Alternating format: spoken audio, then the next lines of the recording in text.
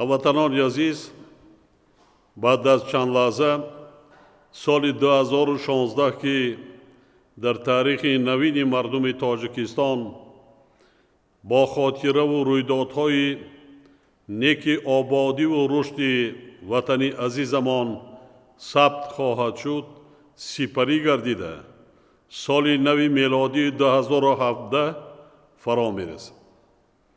ба ин муносибат кулли мардуми шарифи кишвар ва ҳамватанони бурунмарзиямонро самимона табрик гуфта, ба хонадони ҳар як фарди Тоҷикистони азизамон оромиву хушбахтӣ, иқболи нек ва рӯзгори осуда орзу менамоям. соле ки сипаришуда истодааст, ҳамчун соли 25-мин солгарди озодиву соҳибихтиёрии ватанамон барои хурду бузурги мамлакатамон воқеан таърихиву бобарор ва соли амалӣ шудани умеду орзуҳои неку созанда буд. дар ин сол мардуми заҳматқарину сарбаланди Тоҷикистон бо кору фаъолияти аҳлонаву содиқонаи худ ба раванди пешрафту тараққиёти сарзамини зебоямон вусъати тоза бахшида, барои фардои боз ҳам ободу осудаи он заминаҳои мусоид ва пойдевори устувор гузоштаанд. доир ба воқеаву рӯйдодҳои муҳимтарин дастовардҳои сол ва нияту нақшаҳои нав барои соли оянда, ки албатта боиси боз ҳам беҳтар шудани сатҳу сифати зиндагии аҳолӣ ва пешрафти ватанамон хоҳанд гардид, чанд рӯз пеш дар паёми худ ба Маҷлиси олии мамлакат муфассал изҳори андеша кардам. дастовард ва рӯйдоди воқеан таърихӣ рӯзи 22 декабр аз ҷониби Маҷмӯи умумии Созмони Милали Муттаҳид қабул шудани қатънома доир ба 10-солаи байналмилалии амал об барои рушди устувор 2018-2028 мебошад, ки бо ташаббуси Тоҷикистон пешниҳод шуда, онро беш аз 190 давлати дунё дастгирӣ карданд. қабули ин санади муҳим, ки чорумин ташаббуси кишвари мо дар сатҳи байналмилалӣ мебошад, боиси боз ҳам тақвият ёфтани обрӯи Тоҷикистон дар арсаи байналмилалӣ гардид. бо дар назардошти саҳми ҷавонони кишвар дар рушди ҷомеа ва иштироки фаъолонаи онҳо дар ҳаёти сиёсиву иқтисодии мамлакат, мо соли 2017-ро соли ҷавонон эълон намудем. саъю талоши пайгиронаи ҷавонони даврони истиқлолият дар самти омӯзиши илму донишҳои муосир, аз худкунии касбу ҳунарҳои замонавӣ, ҳифзи арзишҳои миллӣ ва риояи одобу ахлоқи ҳамида боиси ифтихору сарфарозии мо мебошад.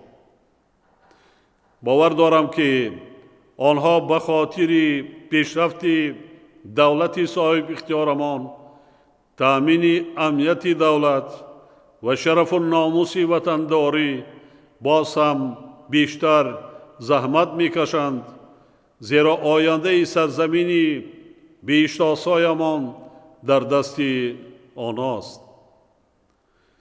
вазъи ҷаҳони имрӯза, хатару таҳдидҳои рӯзафзун, масоили мубрами иқтисодиву сиёсӣ ва экологӣ ҳар яки моро водор месозанд, ки беш аз ҳар вақти дигар муттаҳиду сарҷамъ ва ҳушёру зирак бошем.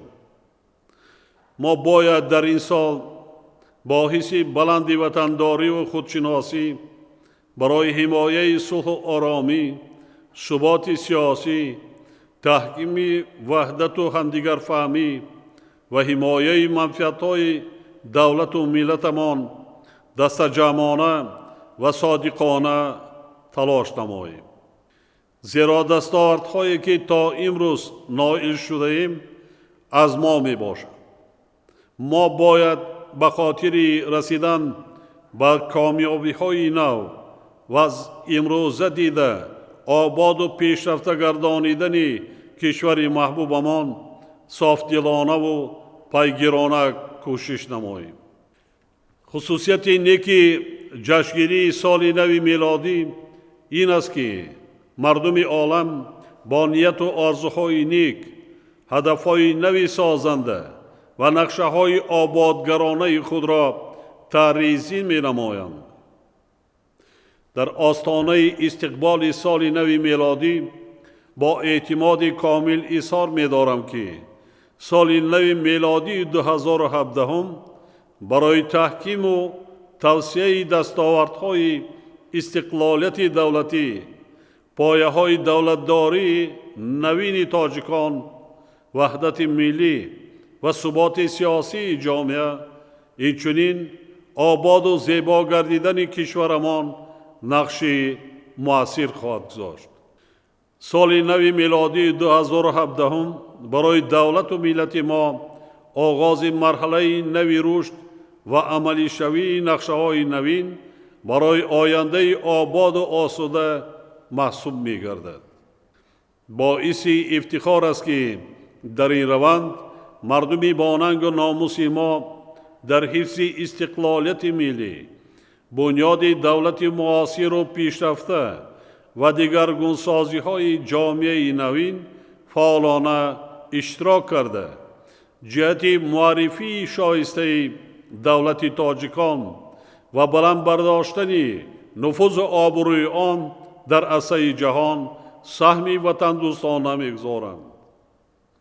امیدوارم که سال نو میلادی 2017 سال عملی شوی آرزو و مقصدهای نیکی دولت و ملت تاجیک می‌گردد و مردم شریف ما در این سال نو در سمت رشد و پیشرفت و آبادی و بنیادکاری با قدم‌های استوار پیش می‌روند.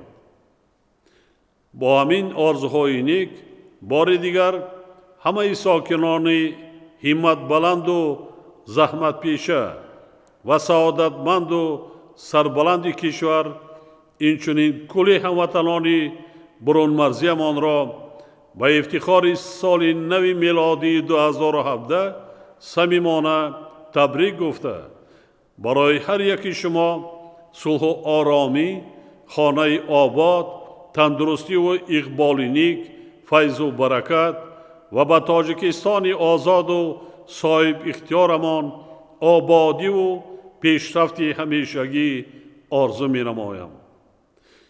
سال نو میلادی مبارک هموطنان عزیز.